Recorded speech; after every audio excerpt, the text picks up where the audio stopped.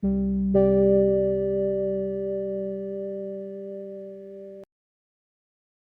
everyone, K-Dub here, and in this episode of Buddhism 200, we're going to take a look at attachment. It's almost like a dirty word in a traditional Buddhist sense, but not really. We'll get into that. We'll sort of explore why attachment is considered a spiritual hindrance, but we'll also look at the other side of the coin. Attachment is actually something that's really important, and so we need to pay attention to what is wise and unwise attachment. And then taking a look at is reducing attachments a goal that's pretty legit and doable. So we'll take a look at those. So why is attachment considered a hindrance? So in the 12 links of dependent origination, right after craving is attachment or clinging or grasping, depending on who translates that particular term. And so since they're so close together, it's very difficult to break the bonds of continued existence because where there's craving, there's continued rebirth.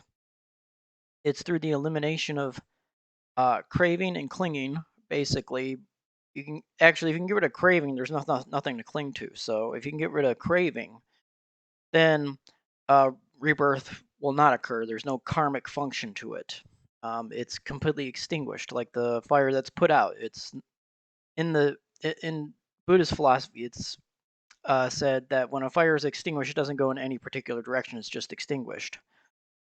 So, because they're so close together, it's so important to look at attachment because of how closely related it is to craving or desire, depending on who translates that word. So, an example, I always love using this example. I have a craving for pizza. Guess what? If I don't attach or cling to that particular desire, it eventually goes away. However, if it's the only thing that obsesses my mind, it's not going to go away, and I'm probably going to get pizza. So that is sort of the logic behind it. And the reason why it's a hindrance is because attachment to worldly things keeps us into worldly. It makes a spiritual practice very difficult to practice to a high level because of those attachments to worldly objects, which includes people. Sorry, we're not excluded from that according to Buddhist philosophy. So that's why it's sort of considered a hindrance. It sort of ties us to the worldly, and that is a very difficult shackle to sort of break. However, it is breakable. That's why the Four Noble Truths are the Four Noble Truths. It could have been the Two Noble Truths. That there is dukkha, and there's an origin to dukkha, and then stop. But that's not what happened. We have the third, which that it's possible to eliminate that origin, and then the path to eliminate that origin, which is the Noble Eightfold Path. But there are some things where I remember I said attachment is sort of like a dirty word. Well, I'm going to get into a couple passages where it sort of reinforces that. So let's go ahead and the Samyutta Nikaya 1215 says, by and large, Kachayana, this world is in bondage to attachments, clingings, sustenances, and biases. But one such as this does not get involved with or cling to these attachments, clingings, fixations, awareness, biases, or obsessions, nor is he resolved on myself. And so the key sort of part of that particular passage is by and large, Kachayana, this world is in bondage to attachments, clingings, sustenances, and biases. Guess what? The only beings that are really free from that bondage are awakened beings, the Arahat, a Buddha. Those are the beings that are completely liberated from that sort of bondage. And that's why the second part of the passage exists. But one such as this does not get involved with X, Y, and Z.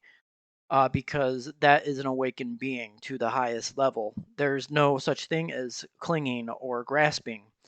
And also in the Dhammapada, verse 214, there are actually a lot of verses that talk about attachment. In 214, it's from attachment springs grief, from attachment springs fear. For one is wholly free from attachment, there is no grief. Whence then fear? So basically, this short little verse is saying that for those of us who are mere mortals, when it comes to Buddhism and spirituality, if we're taking on a Buddhist practice, this is a very difficult thing to achieve. Grief is going to happen when there's loss. Fear is going to happen because there's that sort of concern for loss. That's one of the reasons why there are many people who have weapons for self-defense, whether it's for themselves or for families. There is that sort of fear of losing life, and there's grief when life is lost. And I think it's wise to sort of just say that attachment here, it's not like me tying myself to my favorite shirt. It's a mental process, and it's a very emotional process, and sort of an emotional attachment, an emotional clinging or grasping. And that's why there are some individuals where if their loved one passes away, they don't want to live anymore. Their the attachment to that person was very deep and profound. And not to have that, the grief is just so overwhelming. And some people that come to the 988 chats, this is what happens is they're just so overwhelmed with that grief and that loss, because that particular person or that particular object, that pet, is gone. So that object that they thought, oh well, that's bringing me a whole bunch of happiness. Now that it's gone, it's bringing grief. It's bringing fear also. If something is bringing us happiness, we want to secure it, right? Because there's a fear that we're going to lose that. So verse 214 is basically saying, okay, well, yes, that is the situation with attachment, but one who is wholly free from that attachment, there is no grief or fear. An arahant at the highest level isn't going to care if someone comes to them and wants to murder them. They don't care. They're not clinging to life, and they're not going to have grief when there is loss. The arahats, when the Buddha passed away, they said, "Well, what did we expect? All things that are born pass away. All conditioned things eventually cease." And so that was the big difference between those that weren't arahats and those that were, when it came to the passing of the Buddha. And you might think, well, yeah, attachment, it's sort of a good thing, right? But from the perspective of the questions of King Melinda, the ceasing to clinging is actually considered sort of medicine. It's a healing process. It's not a process that hurts, it's a process that heals.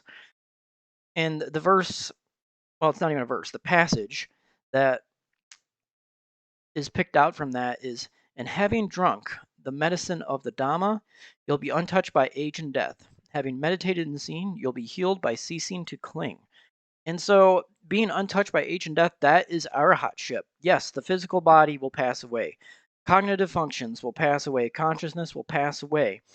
But the arahat themselves, life and death do not apply anymore. Because remember, it's extinguished. They've achieved nirvana, the extinguishment.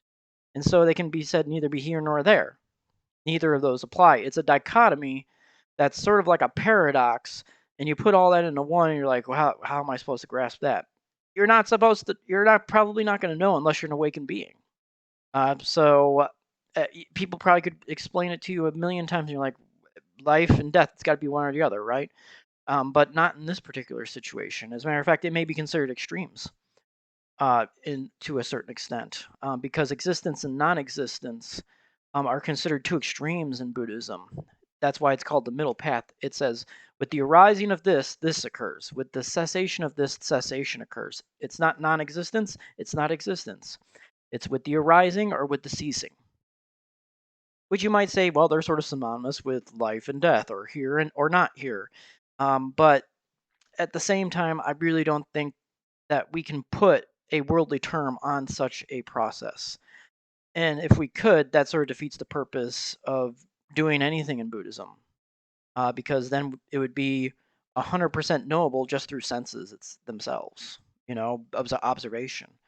And there are elements of faith in Buddhism, and one of them is nirvana, which, you might say, well, if you're clinging to nirvana, is that necessarily awesome? And the answer is probably not. But at the same time, if it leads you to that particular destination, then there's not going to be any attachment to it. You're there. You've accomplished it.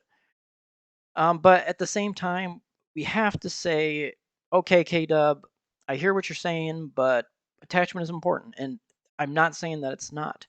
Not all attachment is necessarily bad, quote unquote. It doesn't lead necessarily to evil states or unwholesome states of mind. Actually, it can be quite the opposite. Attachment to one's partner can actually lead that particular person to become better, whether that be better at a skill or a better person overall by practicing virtuous behaviors.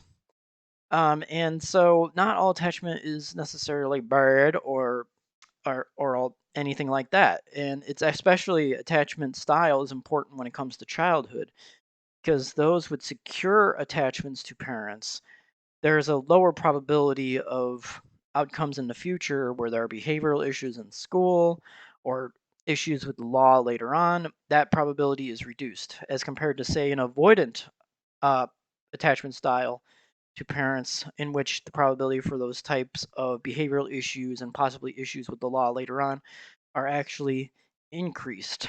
It doesn't mean that they're destined to that because there are too many factors that we have to take into account, and we can't account for all those factors in a lab. And it's not even ethical to test some of these things in the lab. So it's just a probability. So that's where we get into sort of this wise and unwise sort of attachment.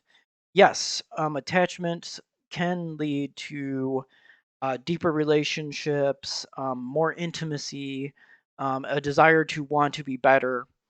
But we have to realize whether that's a wise attachment or unwise attachment. Is it doing the opposite? Is that attachment actually leading us away from the spiritual path in which we are trying to take? From a Buddhist perspective, is it leading us away from virtuous actions? Is it leading us away from compassion and loving kindness? Is it leading us away from altruistic joy, which is having joy for others' accomplishments? And so that's a big question. So a wise attachment may actually be a relationship. A relationship may be a very wise attachment because those qualities do come out of the person. But it could also be an unwise attachment as well. For example, those that stay in toxic relationships, they have this sort of unwise attachment to this person, but they really cling to that person because of various reasons. One may be stability. Yes, the person beats me, but at least that's stable. If I leave this person, I don't know what's going to happen after. It could be worse than the situation that I'm in right now. At least I know what I'm getting into, the devil you know type of situation. But that would be considered an unwise attachment because not only is it causing physical pain if there's actual physical abuse, but it's also causing mental anguish. And so we have that sort of wise and unwise attachment. It could also be behaviors. Obsessive gambling is an unwise behavior because it doesn't lead to the outcomes that we're looking for, which, probably financial stability is on the list for most people. And so we're not leading toward that goal of stability and with that financial stability, they can focus their efforts on other things.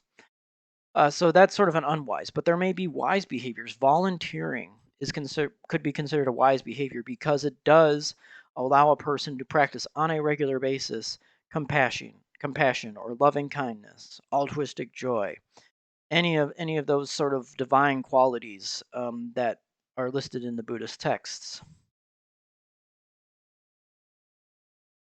So, as with most things in Buddhism, it's very much a recommendation to be mindful of attachments and recognizing if that attachment may be too strong, may be unwise, or may be wise. You don't really know unless you sit and you critically analyze.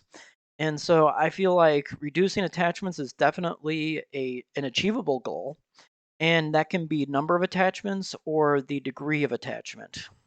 So, for example, as my father got older, I started reducing attachment to my father because I knew, well, it's only a matter of time. He's going to pass away. And so when my father did pass away, it wasn't so much, oh my gosh, my father passed away. I'm just so distraught right now. It was, holy crap, he doesn't have a will. Shoot. And so that created a lot of complications. But when it came to the death itself, it took a few days to process, and then it's like, okay, well, there's not much I can do about that now. Let's go ahead and just move forward with what we need to do here, and then we will take it from there. It doesn't mean that you don't feel the loss necessarily. You still feel it. It's just that it's not so deep that it becomes overwhelming. And so I consider that a strength, not necessarily a weakness. And it sort of goes against the grain of what some people say here in the United States, which is we're not going to have these things forever. So really hold them tight and cherish them. And from a Buddhist perspective, that's not necessarily wise. That is unwise because then when that loss does occur, it's like, holy crap. It's a huge gaping hole. I don't know if I can manage this. And so it sort of goes the opposite direction. Now, at the same time, we have to contemplate, okay, well, what are our spiritual goals? So eventually, I want to become a monk. And the word eventually is there because it's like the retirement plan, and I'm not really close to retirement right now.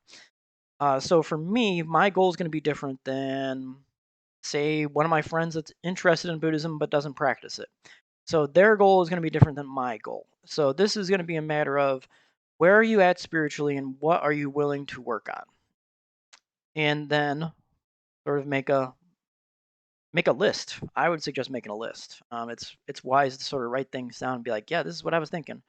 And then maybe the next day they'll be like, why was I thinking that? But at the same time, uh, you're not really going to know unless you critically reflect, look back upon it, and realize, yeah, maybe this is not such a wise attachment. Maybe I should reduce my attachment to that particular object, that particular person, that particular phenomena. So I'm a big gamer, but I'm trying to reduce my attachment to gaming because I know that at some point it's just not going to be possible to play games for long periods of time as a coping mechanism. So I'm trying to sort of reduce that and do other things as well, so that if it just so happens that my gaming laptop does go kaput, it's okay. That's fine. I can definitely do more reading or I can do more meditation and then be able to go on with my life without, being too overwhelmed by, oh my gosh, I lost the gaming laptop, it's fried. No, it's not going to be sort of that process. It's going to be a different process for me. And there was a question that came up on Facebook that I did want to mention briefly, and I think attachment provides a really awesome answer to this question. Not awesome as in, well, it's great and good and uh, you know wholesome and all that, but it's a very logical explanation. So the question was, how come there are people that completely lose their crap when their pets die, but they don't completely lose their crap when a woman has an abortion? And so I think attachment is a really awesome answer here. I'm not saying it's awesome, an awesome answer like, yeah, it's great, and I condone it. That's not what I mean. I mean that it makes logical sense. And so um, one has more attachment to things that they're exposed to over and over and over again. It's called the mirror exposure effect. And it can also work the other way. You can actually hate things more as you get more exposure to them, especially if you dislike them right from the beginning. And so, for pets are an awful lot like family members for many people. And to lose a pet is to lose a family member. So that attachment intensity is roughly equivalent to losing a family member. Now, if that person it doesn't know this stranger that's getting an abortion, of course, there's not going to be a lot of attachment to that fetus that's or embryo, whichever stage it's in. There's not going to be a lot of attachment to that particular fetus or embryo, and so they're not going to have as much of an emotional reaction. They're not going to be as much outraged. And whether you agree with that or not, that's perfectly fine. This is just an explanation. I think attachment is a perfectly logical explanation for this. And even for me personally, my compassion level right now is not universal. It is still very limited at this point in time. And I can take steps to work on that, but still, that principle of attachment does apply. I'm not going to be as attached to someone's fetus or embryo as I am to, say, my sister maybe passing away. That's complete different intensities. There's a very limited intensity of attachment to that fetus or embryo, but there's more attachment to sister, and that makes perfect sense to me. Once again, I'm not saying that it's good or evil. I'm just saying that it sort of makes logical sense. So, in the next recording, we're going to talk about friendships and relationships. So, we're going to really look at the wise and unwise attachment aspect a little bit more, but apply it more specifically to relationships because we are social beings as human beings. So, this is something that's obviously very important to us. So until the next episode, everyone, take care of yourselves, and I'll talk to you soon. Goodbye for now.